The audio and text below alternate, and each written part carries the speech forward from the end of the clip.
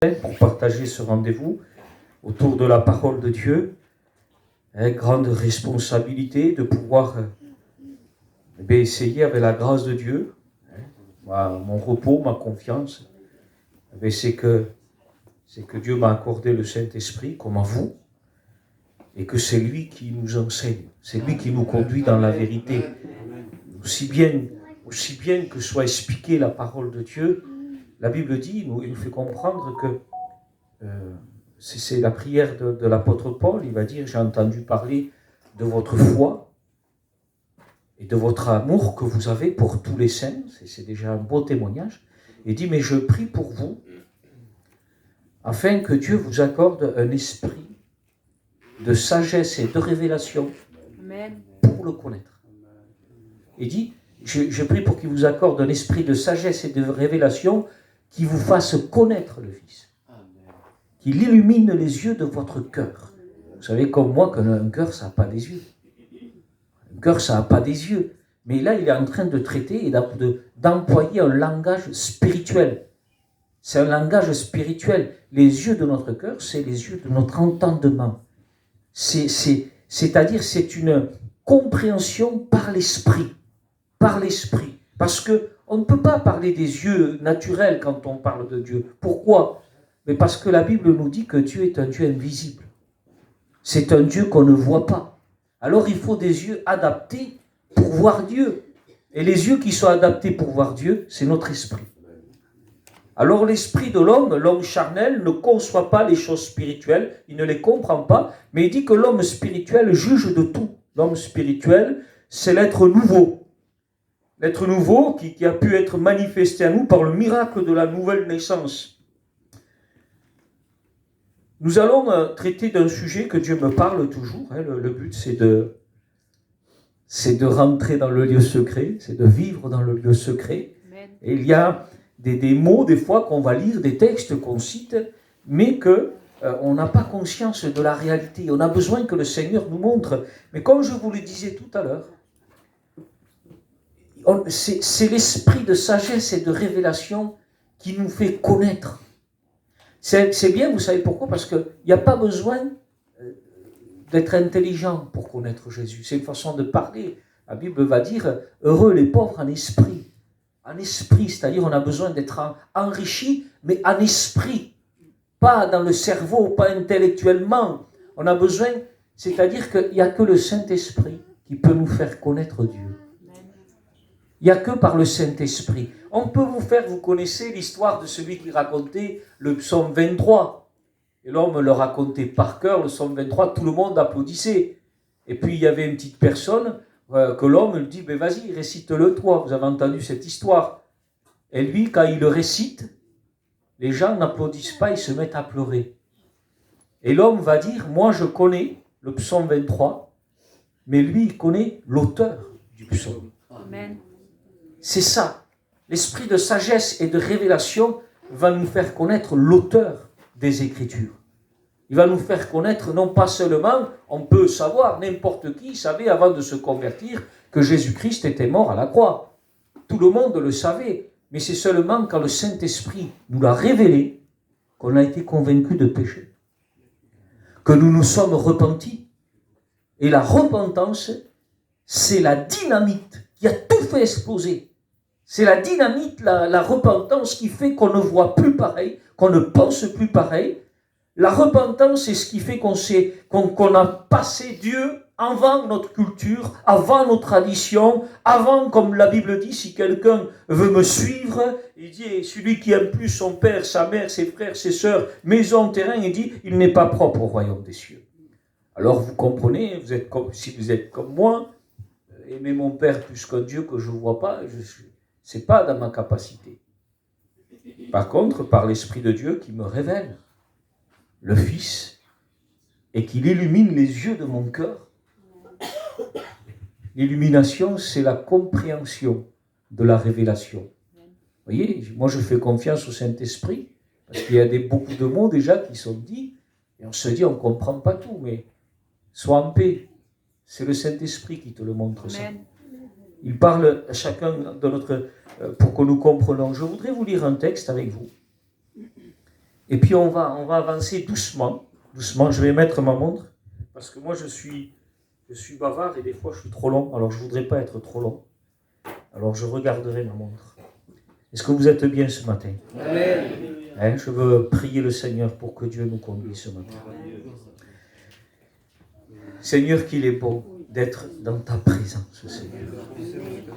Il est bon que ton onction nous remplisse. Et comme disait ce chant, mon âme est rafraîchie. Mais il y a un besoin, Seigneur, intérieur. Le rafraîchissement ne favorise pas forcément la croissance, l'épanouissement. Sentir ta présence, il n'y a pas de mots pour expliquer ça. Mais Seigneur mon Dieu, ce que nous avons besoin ce matin, c'est de grandir. Amen. C'est de nous épanouir en toi. C'est de pouvoir savoir puiser dans les richesses qui sont en toi. Amen. Seigneur, il y a tant de temps qu'on t'appartient et oui, c'est vrai que dans les messages de la connaissance, on avance, Seigneur. Mais il y a un décalage de plus important entre la connaissance et ce que nous vivons tous les jours. Alors nous comptons sur toi, Seigneur, pour que tu fasses changer des choses. Père, nous te disons merci ce matin dans le nom de Jésus. Amen. Gloire à Dieu. Et donc on va lire quelques textes ensemble. Je vais vous les lire, je voulais vous les lire. On va s'appuyer dans un texte de Romains chapitre 7. Alors je ne peux pas tout lire parce que sinon ça va être trop long. Mais je vais le lire. Alors il est écrit au verset 14, « Nous savons en effet que la loi est spirituelle, mais moi, je suis charnel, vendu au péché. Ce que j'accomplis, je ne le comprends pas. Ce que je veux, je ne le pratique pas. Mais ce que je hais, voilà ce que je fais. » C'est dur. C'est un conflit. Si on veut être honnête avec Dieu, il faut être honnête, frères et sœurs. Il faut être honnête parce que la Bible dit que la bonne terre, c'est un cœur bon et honnête. Et si on veut porter du fruit, alors il faut être honnête avec Dieu. Ce n'est pas une obligation, parce qu'en Christ, nous avons la victoire. Mais la victoire, dans la foi que nous avons en Jésus-Christ, nous l'avons simplement si nous sommes dans une révélation de la foi en ce qui concerne la délivrance que la croix produit en nous, c'est-à-dire la délivrance de croix de notre être charnel. Vous allez voir ce matin, je vais avancer très doucement. Mon but, ce n'est pas que vous compreniez tout. Ce n'est pas ça. Mon but, c'est qu'il y ait quelque chose dedans qui vous donne envie de connaître, qui vous donne envie de rechercher, qui vous fasse dire en vous-même, Seigneur, quand il a dit quelque chose, je sentais que j'en avais besoin, je n'ai pas tout compris, mais Seigneur, aujourd'hui, à partir d'aujourd'hui, je veux chercher à comprendre. Que Dieu soit béni, c'est ça. Alors il dit, voilà, comme je disais, il y a aujourd'hui, dans beaucoup de vies chrétiennes, il y a un conflit. Ce conflit, il est décrit tout simplement. Je suis chrétien, je suis né de nouveau. Je veux aimer Dieu, je veux plaire à Dieu, mais je ne comprends pas ce que j'accomplis. Je ne comprends pas ce que j'accomplis parce que je ne fais pas le bien que je veux. Ce que je veux, qu'est-ce que je veux? Je veux plaire à Dieu, je veux marcher avec Dieu, je veux lui être agréable, je veux être comme lui. Il dit, mais ce que je veux, je ne le pratique pas. Mais en plus, et je crois que c'est le pire pour nous, ce que je hais, voilà ce que je fais. Ce que je hais, je le fais. Alors, il y en a qui vont vous dire, oui, mais ça c'était Paul, il n'était pas encore converti quand il vivait ça. Genre, il était sous la loi, ça se peut. Mais on lirait des textes ce matin, et je vous poserai des questions, et moi je pense que Paul, non, il était né de nouveau. Parce qu'il y a des textes qui montrent dans ce passage-là, pour moi, qu'il est né de nouveau. Mais après, on se pose la question ensemble. Il y en a qui disent, et c'est un sujet qui est controversé à des hauts niveaux de théologiens, il y en a qui disent que Paul était converti, il y en a que non. Mais ce qui se passe, c'est se poser la question simplement, est-ce que moi, aujourd'hui, en tant que chrétien né de nouveau, est-ce que je vis un conflit intérieur? C'est tout. Parce que moi, ce que je vous dis ce matin, par la grâce de Dieu, je suis né de nouveau. Amen. Je suis enfant de Dieu, comme vous pouvez le dire. Mais je vais vous dire la vérité aussi, je vis un conflit intérieur. Je suis chrétien, né de nouveau, je suis pasteur, et je vis un conflit intérieur. Parce que je vois des choses dans ma vie que je hais. Je vois des choses dans ma vie que je hais, que je ne veux pas faire. Je vous assure, et c'est là qu'il faut être honnête avec Dieu. Pourquoi je vous lis ce texte-là alors que je vous parle du lieu secret? Mais parce que Dieu dit que Dieu voit dans le secret. Le mot secret, ça se traduit aussi par caché. Ça veut dire que Dieu voit dans ce qui est secret, Dieu voit dans ce qui est caché. Ce que l'homme ne voit pas, Dieu le voit. Alors ce n'est pas dans mon avantage d'essayer de le cacher. Comment on peut faire pour essayer de cacher quelque chose à Dieu alors que Dieu voit dans le secret? C'est comment on peut faire pour essayer de cacher quelque chose à Dieu alors que Dieu voit dans le secret? Eh bien, tout simplement, c'est quand on ne le confesse pas. Quand je ne confesse pas le mal à moi, c'est comme ça que j'essaye de cacher avec Dieu. Malheureusement, ça ne sert à rien, parce que même si tu ne confesses pas, Dieu le voit. Alors si Dieu le voit, à quoi bon confesser? Eh bien, quand on confesse un péché dans notre vie, on donne la liberté à Dieu de le purifier, de nous l'enlever de notre vie. Tant qu'on ne confesse pas, on reste dans les ténèbres. On reste dans les ténèbres. Mais la Bible dit ainsi, si nous marchons dans la lumière comme Dieu est dans la lumière, Dieu est dans la lumière. Dieu n'est pas dans les ténèbres. Dieu est dans la lumière. Si nous marchons dans la lumière comme Dieu est dans la lumière, là, il dit, nous sommes en communion les uns avec les autres et le sang de Jésus nous purifie de tout péché. Ça veut dire que le sang de Jésus purifie dans la lumière.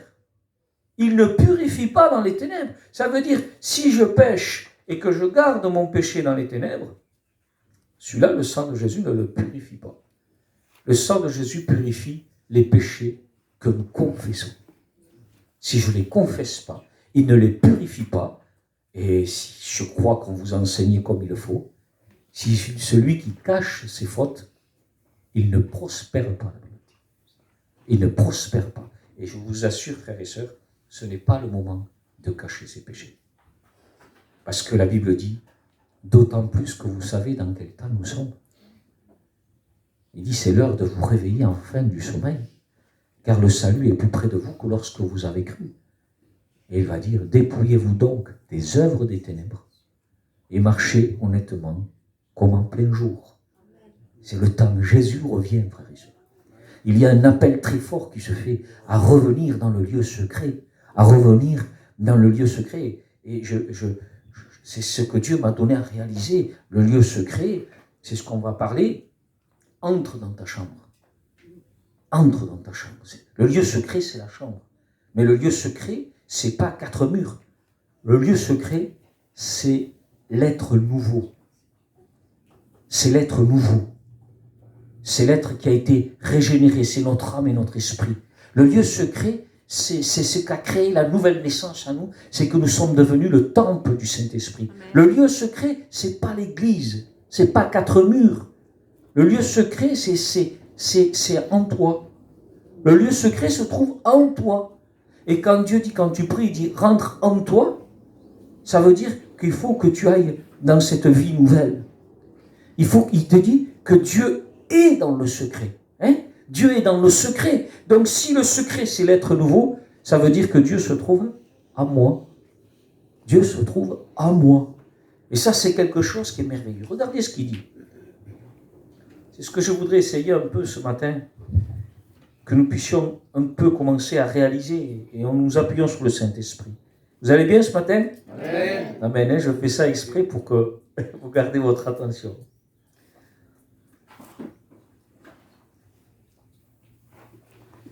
Il va dire, si ce que je ne veux pas, je le fais, je déclare d'accord avec la loi qu'elle est bonne.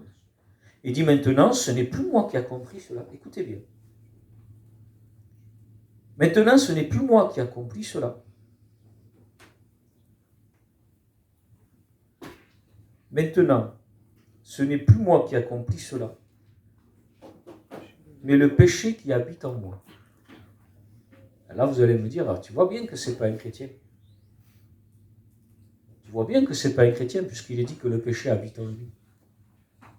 Alors il y a d'autres textes qui disent que Jésus a crucifié nos vices et nos passions dans la chair. Vous pouvez aller épuiser les fonds des mers, jamais vous ne trouverez le péché au fond de la mer, parce que Dieu dit, je jetterai tes péchés, tes fautes, au fond de la mer, je m'en souviendrai plus. Mais ça, c'est une expression, parce que plus vous allez dans les profondeurs, et moins vous voyez. Et au fond, au plus profond de la mer, on ne voit rien. Et ça veut dire que Dieu ne voit plus nos péchés en Jésus-Christ. Mais là, la Bible dit que Dieu a crucifié nos vices et nos passions dans la chair. Car je le sais, ce qui est bon n'habite pas en moi, c'est-à-dire dans ma chair. Pourtant, la Bible dit que nous sommes le Saint-Esprit, le temple du Saint-Esprit. Pardon, nous sommes le temple du Saint-Esprit. Et tout à l'heure, je vous disais que Dieu était en nous. Est-ce que vous croyez que Dieu habite en nous? Amen. Celui qui garde ma parole, mon Père l'aimera, et mon Père et moi, nous viendrons faire notre demeure en lui. Car ce qui est bon, car je le sais, ce qui est bon n'habite pas en moi, c'est-à-dire dans ma chair. Mais alors, où ça habite le bon? Où ça habite le bon? Parce que ça habite pas en moi dans ma chair. Il dit, car je suis à même de vouloir, mais non d'accomplir le bien.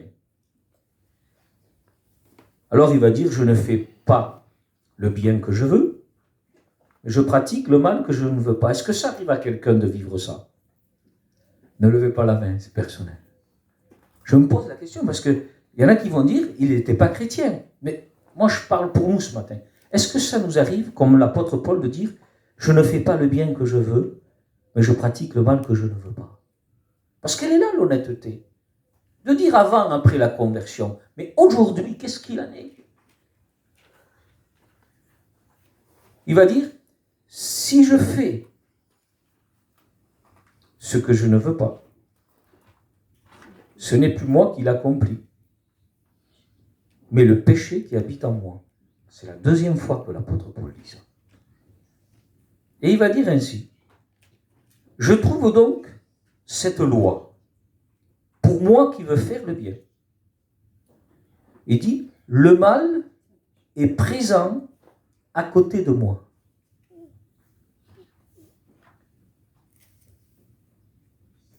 Le péché, c'est le mal.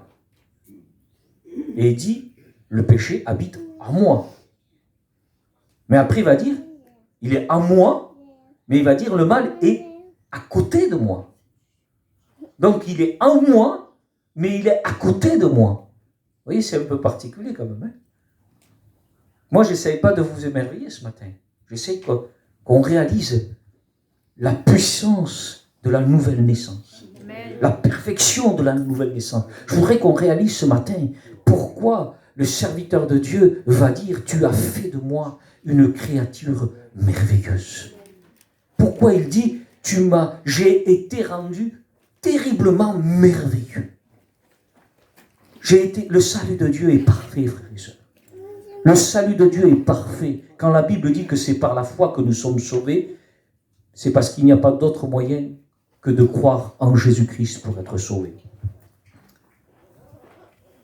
Je trouve donc cette loi pour moi qui veut faire le bien. Le mal est présent à côté de moi. Il dit, et là, il nous donne encore un autre indice. Car je prends plaisir à la loi de Dieu dans mon fort intérieur,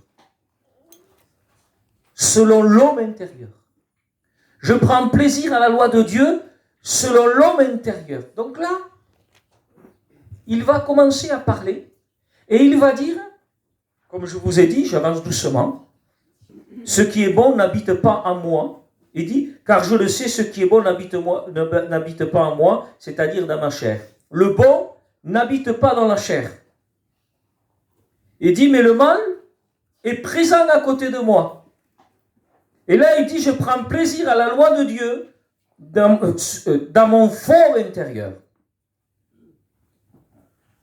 Et là, j'ai cherché, alors je ne sais pas si je l'ai là, ce que ça voulait dire le mot fort. On parle, on dit des mots, mais si on ne comprend pas non plus les mots qu'on dit, ça ne sert à rien. Et comme moi, je n'ai pas non plus été trop loin à l'école, alors je cherche dans le dictionnaire. Quand j'ai un mot que je ne comprends pas, je vous assure, je n'invente pas. Je cherche dans le dictionnaire. Tout n'est pas par révélation, hein, frères et sœurs. Il ne faut pas croire qu'on reçoit tout par révélation. Il faut rechercher. Il faut rechercher. Donc je reprends le texte, je prends plaisir à la loi de Dieu dans mon fort intérieur. Et j'ai voulu savoir c'était quoi le mot fort dans mon fort intérieur. Et il dit, fort ça signifie au fond de moi-même. Je prends plaisir à la loi de Dieu au fond de moi-même. Comme l'homme va dire, mais Seigneur, tu prends plaisir à la vérité au fond du cœur. Au fond, il parle de profondeur. Le mot fort, c'est au fond de moi-même. Le mot fort, c'est dans ma conscience. Je prends plaisir à la loi de Dieu dans ma conscience. La conscience, c'est l'esprit. C'est l'âme. Ce qui a été régénéré à nous, le baptême de la régénération, le baptême de la nouvelle naissance, c'est notre esprit. Vous pouvez penser déjà, mais il se complique quand même le frère. Moi, je crois en Dieu, puis c'est fini. Non, c'est très important. C'est très important de réaliser ce matin que quand il dit « je prends plaisir à la loi de Dieu », il dit « je prends plaisir à la loi de Dieu dans mon fort intérieur ». C'est-à-dire, je prends plaisir à la loi de Dieu dans mon esprit, dans ma conscience. C'est important, vous savez pourquoi? Parce que c'est là que se trouve Dieu. La Bible dit que Dieu est dans le secret. Le secret, c'est l'être intérieur. Le secret, c'est ce qui est caché. Et Dieu se trouve dans ce qui est caché. Dieu se trouve dans notre esprit. Pourquoi je vous dis ça? Je vous cite un texte. Je ne mens pas. Je dis la vérité. Ma conscience m'a rend témoignage par le Saint-Esprit. Vous voyez l'importance? Pour moi, ça devient important de réaliser que Dieu se trouve dans mon esprit. C'est important de savoir que j'ai un être nouveau en moi et que c'est là que Dieu se trouve et qu'il ne se trouve pas dans la chair.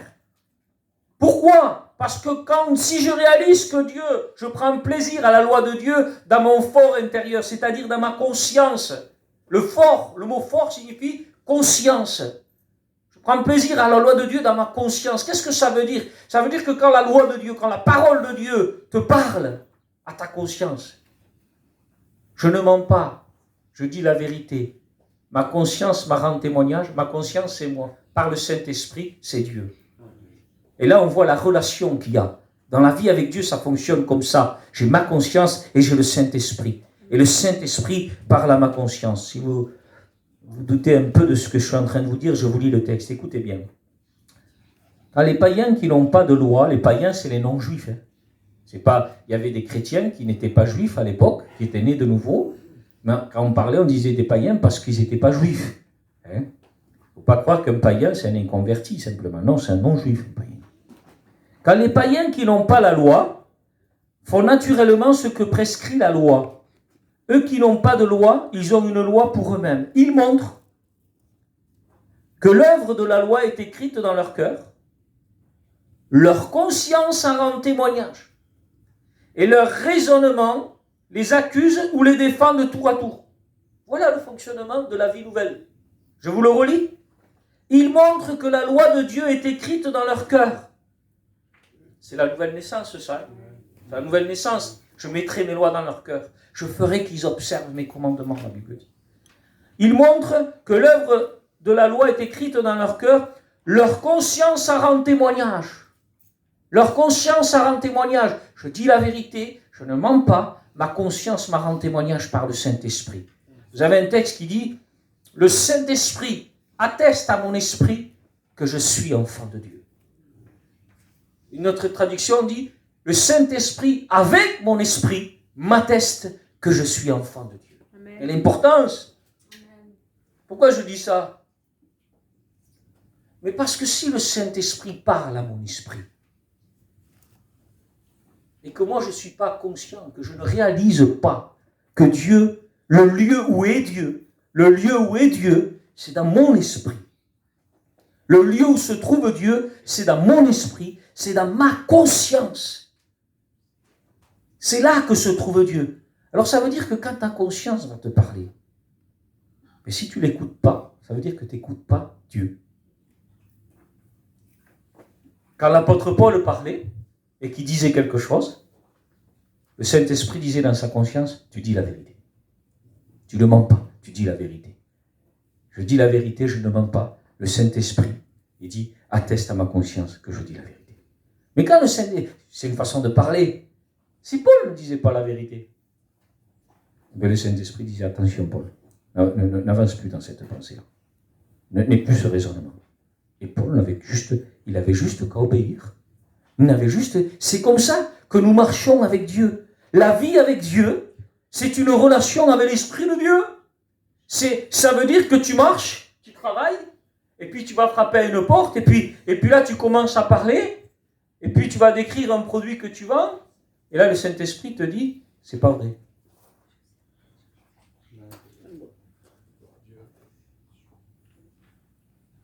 Ah, ça va, faut pas exagérer et tout, attends.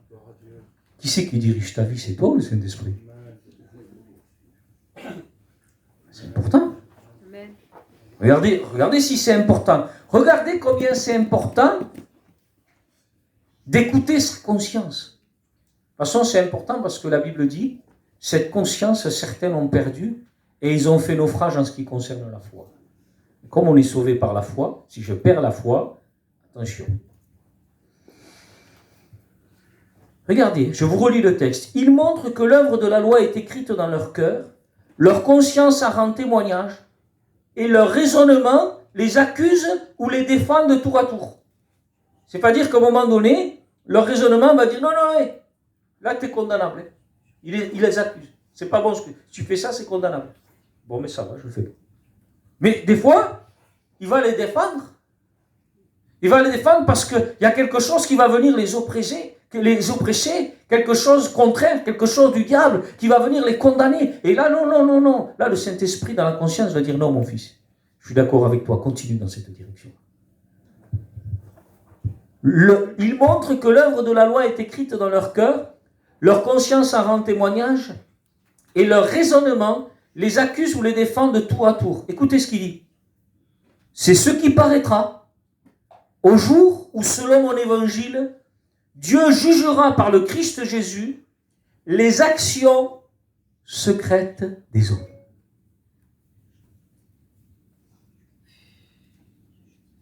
Les actions secrètes des hommes. Ce qui va paraître devant Dieu, c'est au niveau de notre conscience. J'ai mis une table à mon frère, à ma soeur, je lui ai mis une assiette. C'est moi qui le dis, je parle de personne. Hein. Je lui mets une assiette, un beau magret là, bien fait. Tiens. Voilà, qui te rende malade. Tu l'as pas dit. Tu n'as pas dit. Mais Dieu voit dans le secret. Dieu voit dans le secret. Nous étions en Argentine avec les frères. Et Dieu avait conduit les choses.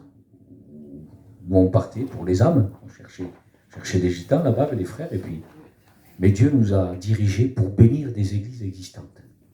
Des peuples gitans qui étaient là-bas, et Dieu voulait qu'on bénisse les frères, et puis on était une équipe, on était là-bas, et alors les frères, on avait fait, pour saluer les églises existantes, par respect, on était allé les visiter, et puis il nous dit, qu'est-ce que vous faites demain? On va louer une voiture, et puis on va partir, mais vous allez, on ne sait pas.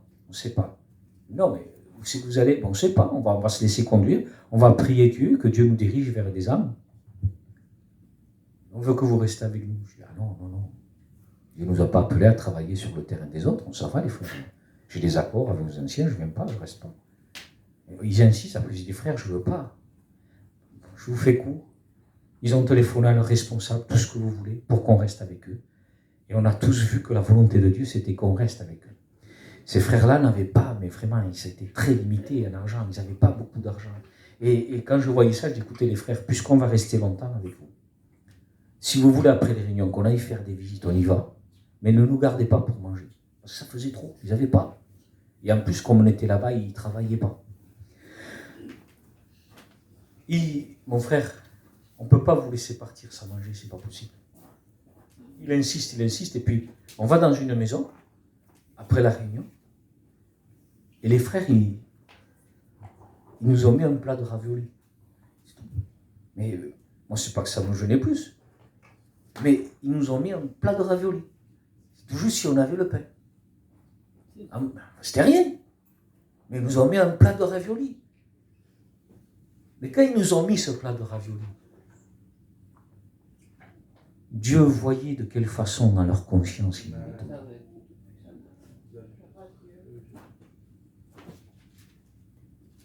Le texte dit, c'est ce qui paraîtra au jour où, selon mon évangile, Dieu jugera par le Christ les actions secrètes du cœur. Alors je vais avancer un peu plus. Ce matin, je réfléchis comment l'apporter, parce que c'est pas évident dans les mots. Il dit, car je prends plaisir à la loi de Dieu dans mon fort intérieur. C'est-à-dire que la vie de Dieu, la vie que je dois pratiquer, se trouve dans l'homme intérieur. Elle ne s'ouvre pas. C'est à ce mot que je vais arriver ce matin, c'est quand il dit, quand tu pries, entre dans ta chambre. Et ce matin, on va parler du mot entre. Entrer, entre. Entre, ça se traduit par ezerkomai en grec. Ezerkomai. Ezerkomai, il est composé de deux mots en grec, le mot es et le mot erkomai. Alors là, ça paraît rien du tout. Je ne sais pas ça. Moi, je l'ai lu parce que Dieu m'a amené à lire ça. Je ne connais pas le grec du tout. Mais quand je l'ai lu, ça m'a béni. Quand j'ai vu réellement la direction de Dieu. J'ai vu que Dieu me disait, c'est là que je veux que tu vives. C'est là que je veux que tu viennes puiser. Dieu me disait, la source, elle se trouve là. C'est quand même intéressant, frères et sœurs, de savoir où se trouve la source. Parce qu'il y en a qui disent, oui, mais Dieu est en moi. Oui, mais Dieu en toi, il n'est pas n'importe où. Entre. Le mot entre, c'est... Vous voyez, il y a le mot chambre. Le mot chambre, ça signifie une pièce pour emmagasiner, un magasin. La chambre, c'est ça. C'est une pièce pour emmagasiner, un magasin. Ça signifie un cellier. Le mot chambre, ça traduit par chambre intérieure, par pièce secrète. La chambre, c'est une pièce secrète. C'est-à-dire que moi, s'il y a une maison là, je rentre dans la maison et je vais arriver à trouver où se trouve la chambre, où se trouve la salle de bain. Je vais arriver à trouver. Mais dans ta maison, il y a une pièce que je n'arriverai jamais à trouver. C'est pourquoi? Parce que c'est une pièce secrète.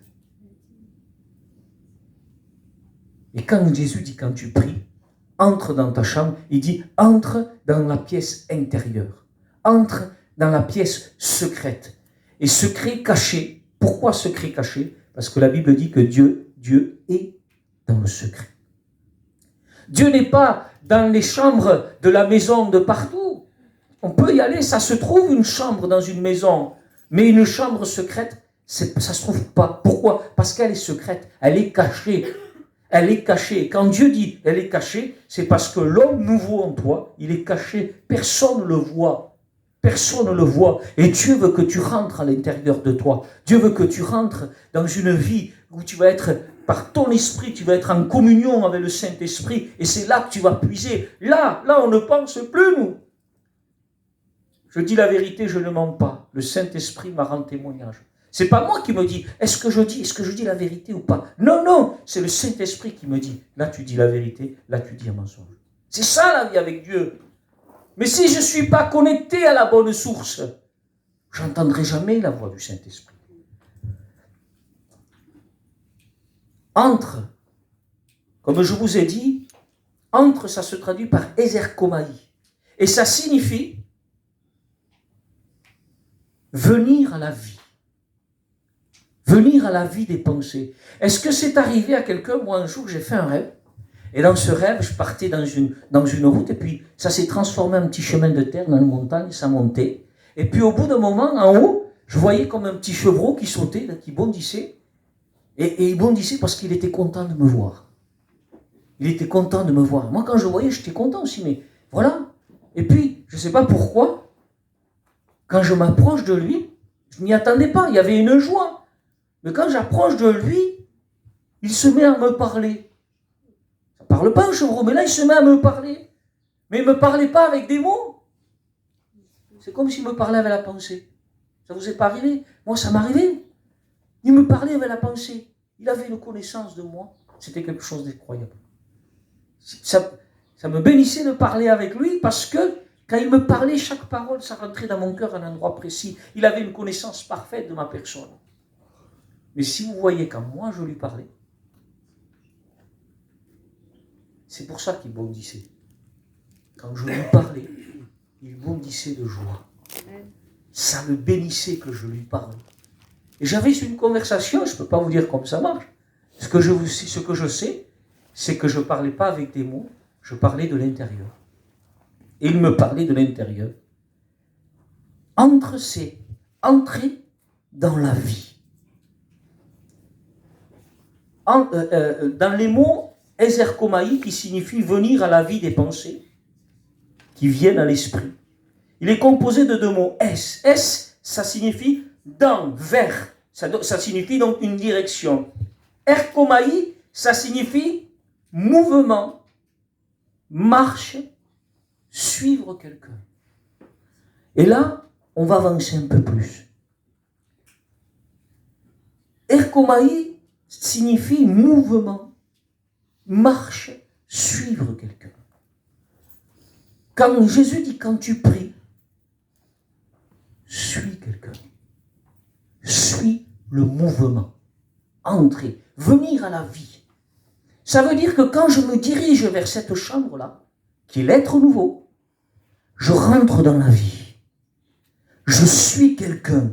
Je suis un mouvement. Et le mouvement dans la parole de Dieu, quand vous voyez le mot mouvement, c'est écrit au commencement, l'Esprit de Dieu se mouvait à la surface des eaux. Le mouvement représente le Saint-Esprit. C'est important ce que je vous dis, parce que si quand vous priez, vous ne suivez pas le Saint-Esprit, votre prière va être sec. Vous allez vous demander pourquoi. C'est dur de rester là. Mais quand on suit le Saint-Esprit va te montrer où puiser. Le Saint-Esprit va te montrer le lieu secret. Il va illuminer les yeux de ton cœur. C'est important quand on prie que ce soit en suivant le Saint-Esprit. Parce qu'il dit c'est suivre un mouvement. Écoutez bien ça.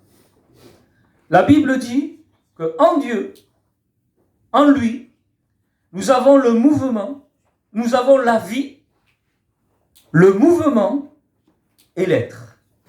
En lui, nous avons la vie, le mouvement et l'être. Jésus a dit, je suis la vie. Et nous avons la vie par rapport au sacrifice de Jésus. En lui, nous avons la vie. Nous sommes nés de nouveau. Nous sommes sauvés. En lui, nous avons la vie. Et Jésus a dit, je suis la vie.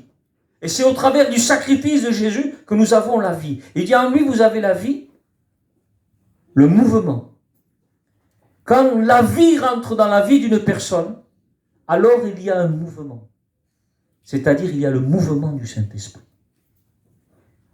Ça, c'est un principe spirituel de marche avec Dieu. Premièrement, on a la vie. Et après, la vie va manifester un mouvement. C'est le Saint-Esprit. Et quand je suis le mouvement du Saint-Esprit, il dit, en lui, vous avez la vie, le mouvement et l'être. Et l'être, c'est Dieu. Je suis. Je suis, c'est l'être, c'est Dieu. Et là, vous voyez un équilibre d'une vie spirituelle où Jésus est la vie, où le Saint-Esprit est le mouvement, et l'être est Dieu le Père. Donc vous avez la Trinité, la divinité. Il faut que dans une vie, on retrouve la Trinité. Il y a des vies où on voit que Jésus. Il y a des vies qui marchent, c'est moi c'est Jésus, moi c'est Jésus. Oui, mais où est le Saint-Esprit dans ta vie? Je vais vous dire quelque chose. Jésus sans le Saint-Esprit, c'est une religion. Jésus sans le Saint-Esprit, c'est comme les saintes. Il faut, c'est écrit, en lui nous avons la vie.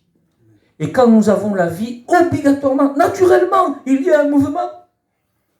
Il y a un mouvement qui se fait. Et quand il dit, quand tu pries, entre, suis un mouvement, suis, c'est suivre quelqu'un.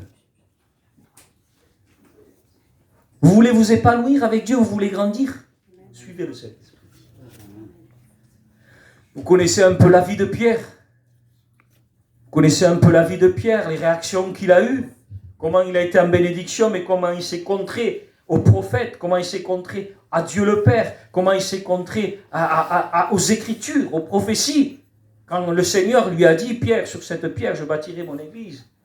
Et il dit, mais il va falloir que je souffre de la part des anciens. Il a dit, ne plaise à l'Éternel. Il se contrepait. Tu n'iras pas jusqu'à la mort.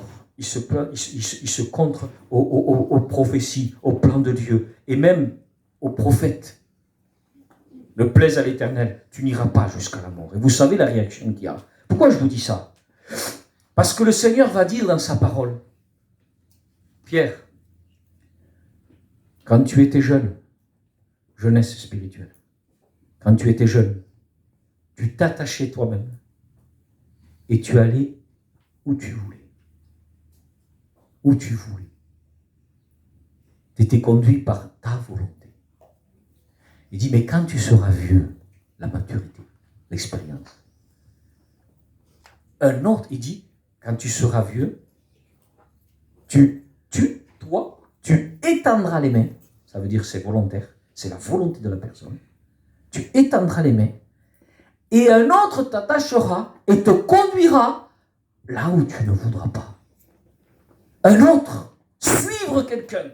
Au début, Pierre, dans sa jeunesse, il dit, tu t'attachais et tu allais où tu voulais. Il suivait sa volonté. Mais à un moment donné, quand le Seigneur l'a brisé, quand le Seigneur l'a béni, il dit, tu étendras tes mains, ça sera volontaire.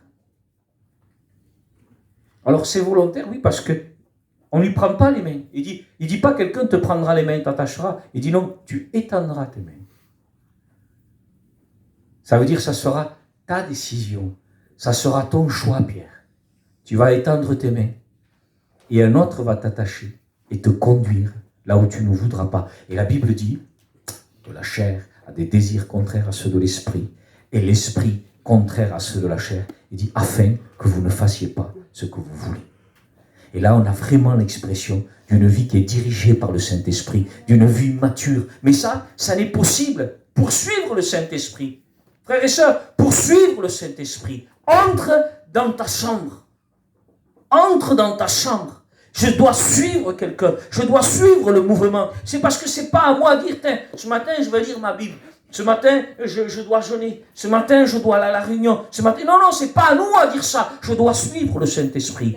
Est-ce que le Saint-Esprit va me conduire dans la lecture? Est-ce qu'il va me conduire peut-être dans une maison pour aller témoigner? Il faut que je suive. Mais comment savoir, comment suivre le Saint-Esprit si je ne vis pas dans le secret? Quand tu pries.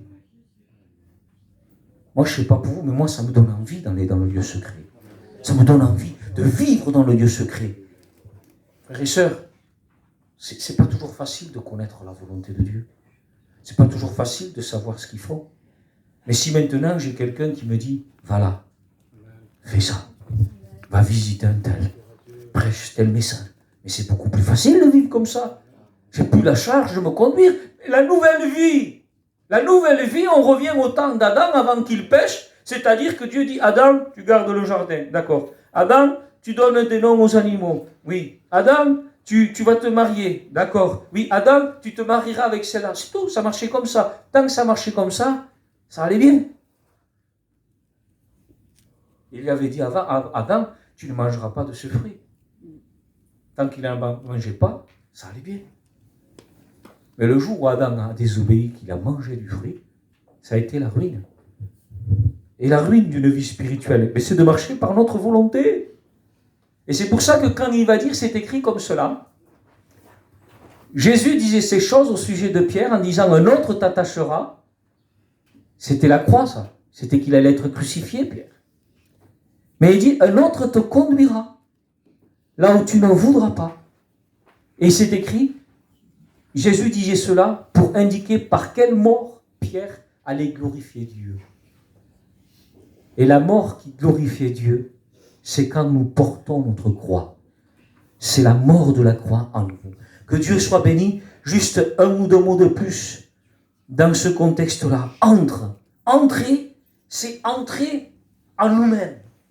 Entrer dans notre conscience. Nous avons une faculté naturelle. Nous avons une faculté naturelle. Je vous explique ça. J'ai travaillé hier, j'étais sur un chantier. Et sur ce chantier, je veux me rappeler, mais où c'est que j'ai mis ce sac d'enduit? Où c'est que je l'ai laissé? Alors vous savez ce que je fais? Je m'arrête et je rentre dans mon esprit. C'est une faculté de l'homme. Et dans mon esprit, je suis dans la maison, je vais dans les chambres, je ne vois rien. Et au bout d'un moment, ah si, je l'ai laissé là, parce que je le vois. Nous avons la faculté de voir dans notre esprit. Ça s'appelle se souvenir. Vous pouvez voir dans votre esprit. La Bible dit, qui connaît mieux l'homme que l'esprit qui est dans l'homme? Tu peux te rappeler même des choses de ton enfance. Mais où ça se trouve ça? Ça se trouve dans ton esprit. Mais vous savez ce que dit la Bible? Qui connaît mieux Dieu que l'esprit qui est en Dieu, que l'esprit de Dieu? Vous imaginez? Qui connaît mieux l'homme que l'esprit qui est dans l'homme? Des fois, dans un foyer, la femme ne sait pas des choses de son mari. Il ne lui a jamais dit parce qu'il ne voyait pas l'utilité, parce qu'il ne voulait pas qu'elle souffre. Il lui a jamais dit. Et la femme ne le sait pas, mais l'esprit qui est dans l'homme, lui, le sait.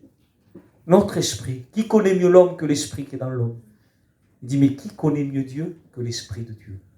Mais l'esprit de Dieu. Il dit, le Saint-Esprit sonde les profondeurs de Dieu. Et nous avons le Saint-Esprit à nous. Imaginez-vous comment on pourrait connaître Dieu si vraiment nous vivions dans ce lieu secret. Imaginez-vous comme, parce qu'on est comme on est. Ça vous arrive à tous, soucis, tracas, ce que vous voulez.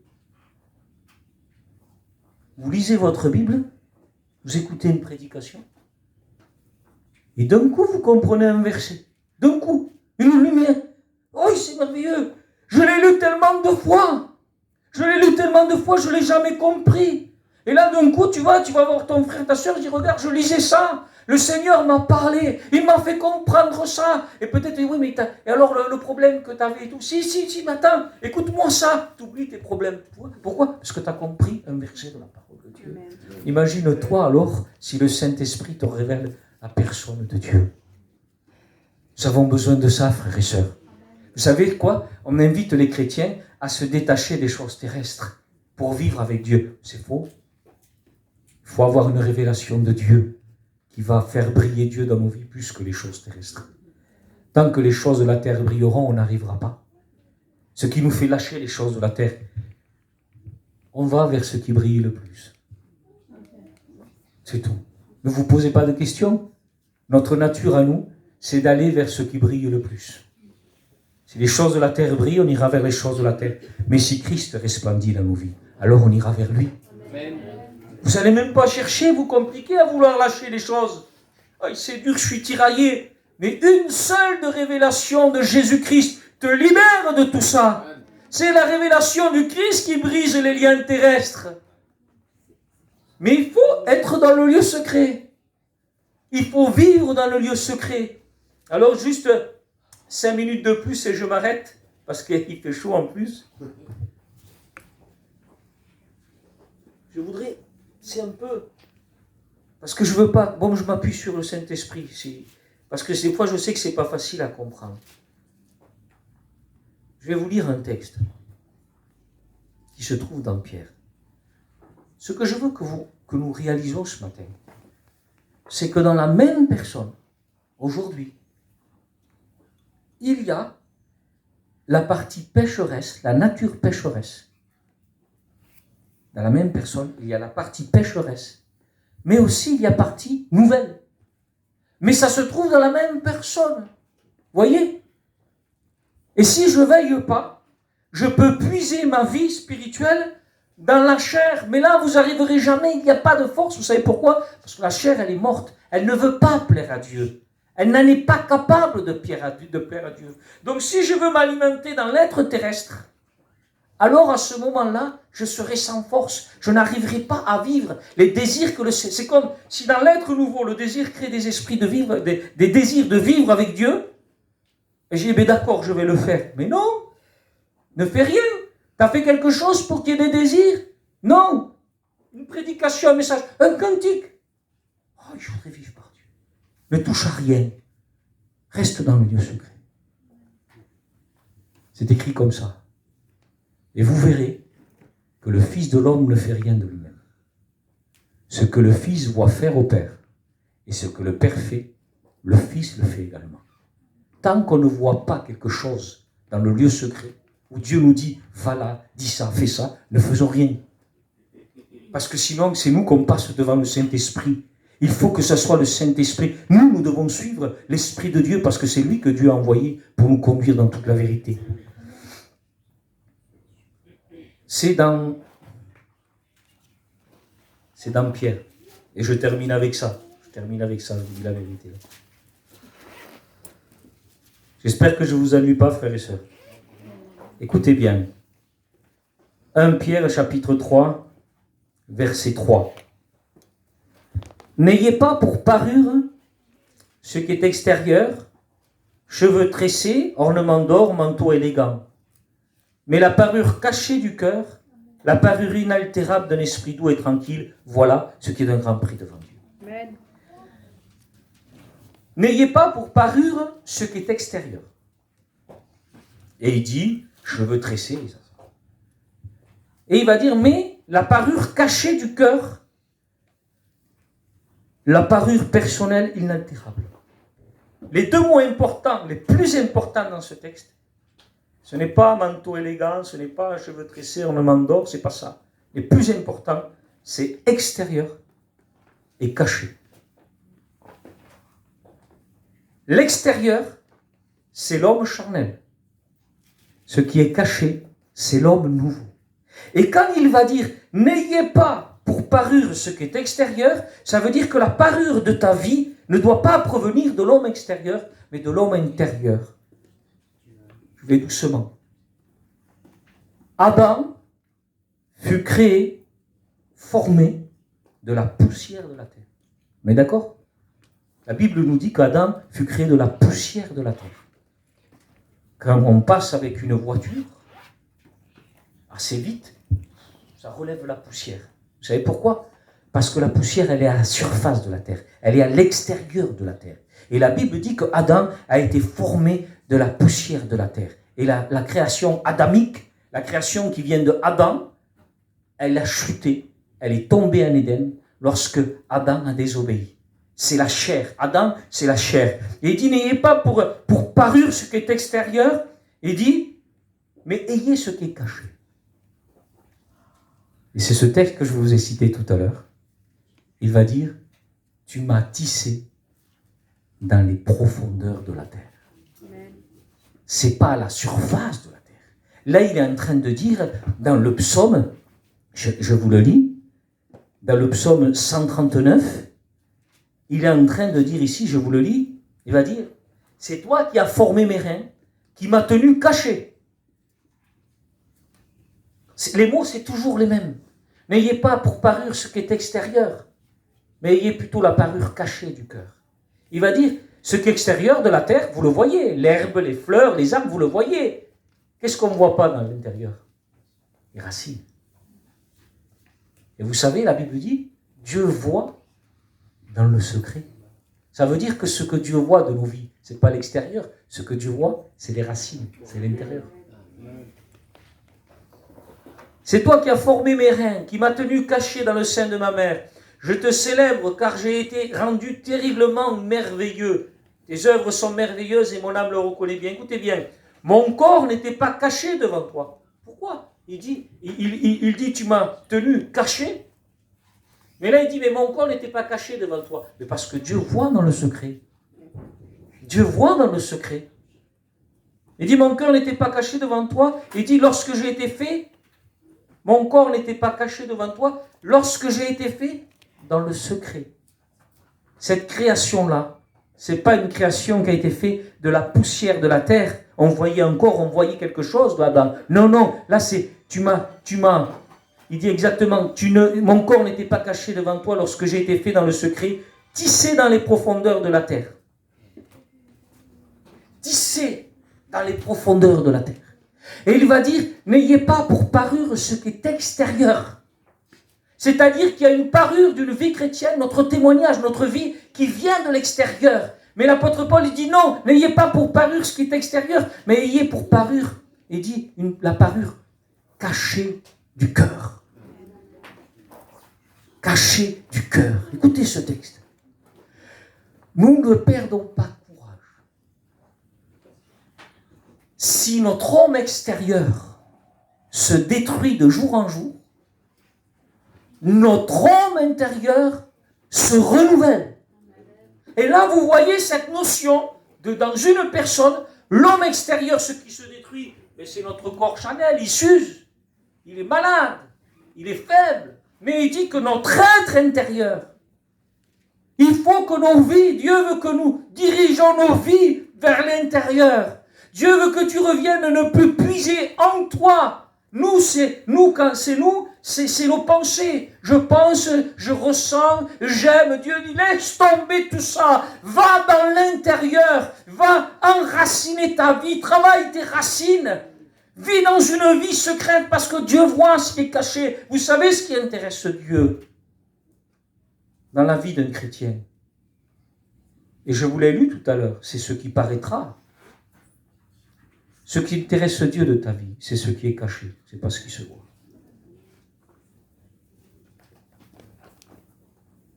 Dieu regarde dans les vies, parce que Dieu, la Bible dit, il est dans le secret. Si vous voulez trouver Dieu, allez dans le secret. La Bible nous dit, c'est Job qui disait ça. Oh, il dit, si je pouvais savoir où il se trouve. Il dit, si je connaissais le lieu où il réside, je parlerais avec lui. Vous imaginez ce qu'il disait Job ? Et Dieu nous dit à nous où il est. Il est dans le secret. C'est pas facile, mais comment on fait ? Demandez à Dieu, vous comprenez que je ne fais que prêcher ce matin. Je ne suis pas Dieu, je ne suis pas le Saint-Esprit. Mais ce matin, tu peux dire au Seigneur, Seigneur, montre-moi le Dieu secret. Amen. Seigneur, montre-moi dans ma vie le lieu où tu résides. La dernière fois, on était dans le jeûne et prière, et puis il y a une sœur, elle m'a posé une question, elle me dit, comment je fais pour savoir quand je pense si c'est moi qui pense ou c'est le Saint-Esprit? Vous savez, c'est pas facile. Hein? Et bien là, j'ai dit, il faut être le plus simple possible. Si le Saint-Esprit peut nous parler, c'est parce qu'on est né de nouveau. Et je dois croire tout simplement aujourd'hui. La condition, pour ne pas se tromper, c'est d'être en source dans le Dieu secret. C'est d'être en source.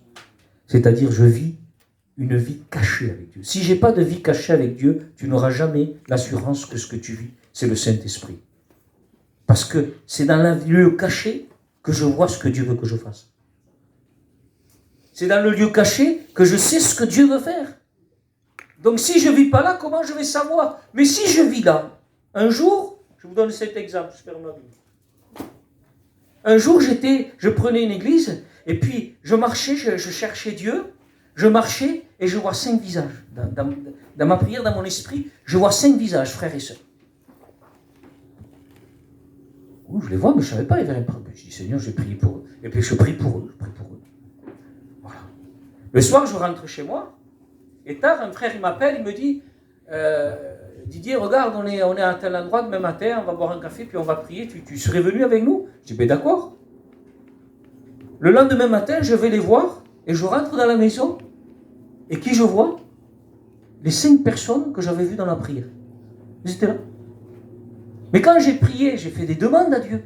Mais moi, ces demandes, je me laissais conduire. Je venais de prendre l'église, je ne le connaissais pas.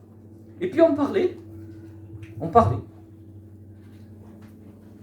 Et je me rappelais les prières. Alors j'abordais les sujets que j'avais priés pour eux. Et pendant que je parlais, ils pleuraient.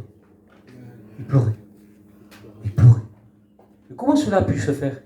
Parce que le Fils ne fait rien de lui-même. Ce que le Fils voit faire au Père, et ce que le Père fait, le Fils le fait également. Frères et sœurs, nous sommes l'ouvrage de Dieu. Nous avons été créés en Christ pour des œuvres bonnes que Dieu a préparées d'avance afin que nous les pratiquions. C'est déjà prêt ce qu'on doit faire. Mais il faut le voir. Il faut en prendre connaissance. Alors nous devons vivre là.